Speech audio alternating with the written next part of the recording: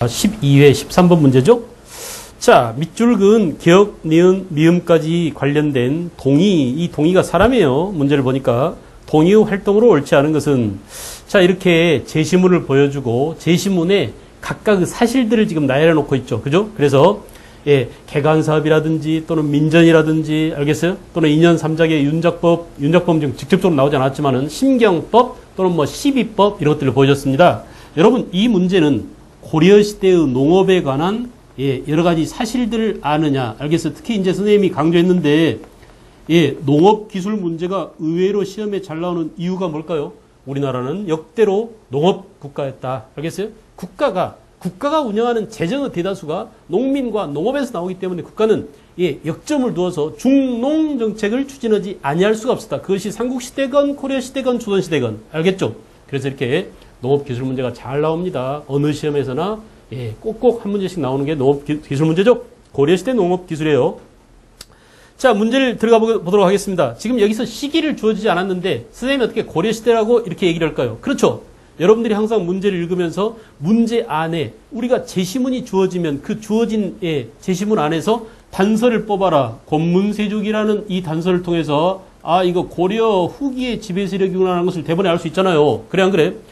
만약에 이렇게 권문세족을 주어주고 이 당시 농법으로 맞는 것 맞지 않는 것 이렇게 해가지고 이양법이 나왔다. 맞아 틀려? 맞습니다. 이양법은 고려 후기에 일부 전라도 지방에서 시행됐잖아. 알겠어요? 이렇게 직접적으로 시기를 주어지지 않더라도 제시문에서 시기를 뽑아낼 줄 아는 그런 눈을 여러분들은 가지셔야 됩니다. 가능하죠?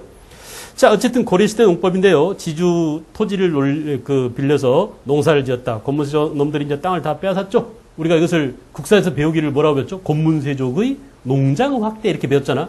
권문세족이 농장을 확대하자 농민들은 그들에게 농토를 빼앗기고 자기 땅이 없이 지주 땅을 빌려서 농사를 짓고 있다가 이거 안 되겠다. 나도 한 뼘이라도 내 땅이 있어야 되면서 이제 황무지를 막 개간했다 이거야.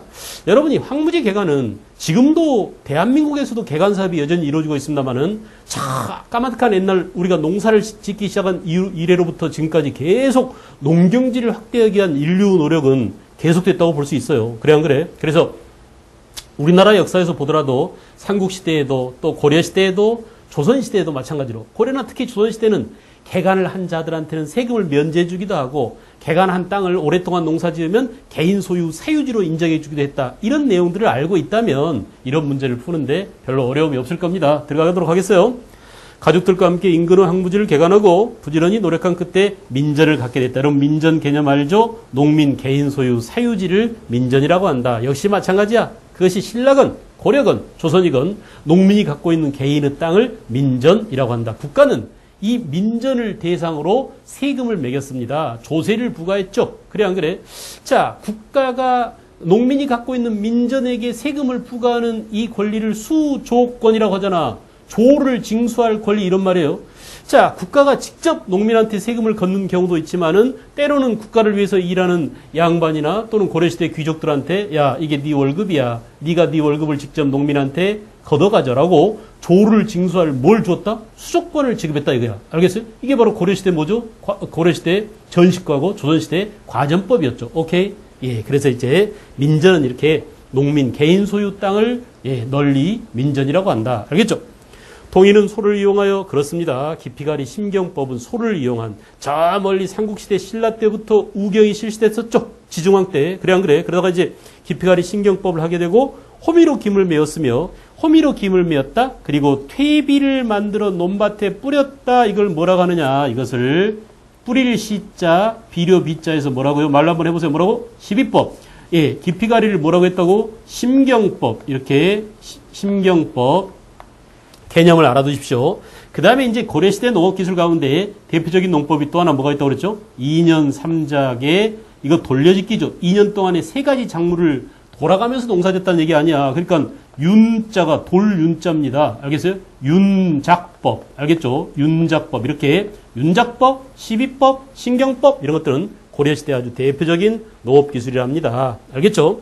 자, 이런 선진적인 농법으로서 경작 방식에도 새로운 큰 변화가 나타났으니 그게 바로 뭐냐? 윤작법 같은 게 나타났다 이거야. 알겠어요? 자, 하나씩 들어가 볼까요? 일정 기간 세금을 면제받았다. 항무지 기억이니까 맞죠?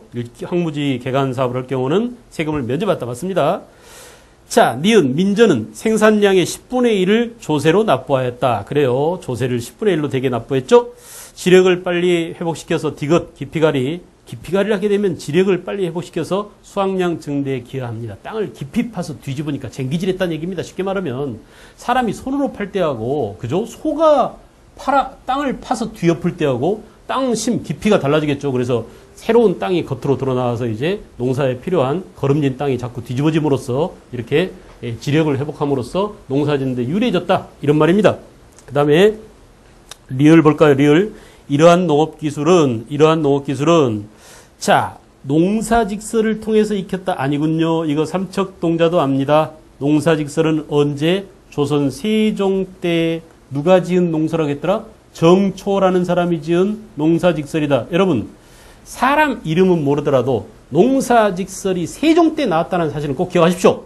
알겠죠? 또 하나, 농사직설과 함께 또 뭐가 있어요? 강희맹의 금양잡록이 있습니다. 이 두 가지가 묶이면 15세기 세종 때 농사직설과 강희맹의 금양잡록 이 두 가지가 묶이면 농부들의 실제 경험을 토대로 한 책. 알겠죠? 두 가지 묶어서 그렇게 표현하고요. 언어적 표현. 특히 강희맹의 그 금양잡록을 또 뭐라고 하느냐? 저자가 직접 농사를 지어보고 이렇게 표현해요. 알았어요?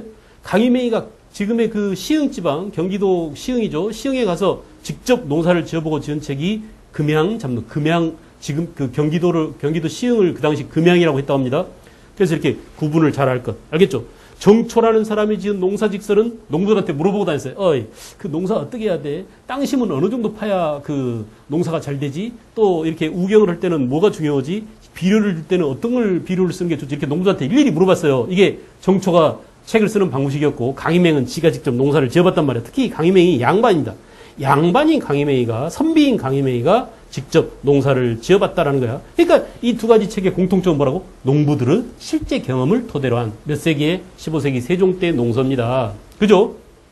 그래서 고려 후기하고 상관없어요. 틀렸어요. 이게 시기적으로 틀렸군요. 사실에 관한 문제이긴 하지만 시기에서 이렇게 깨집니다.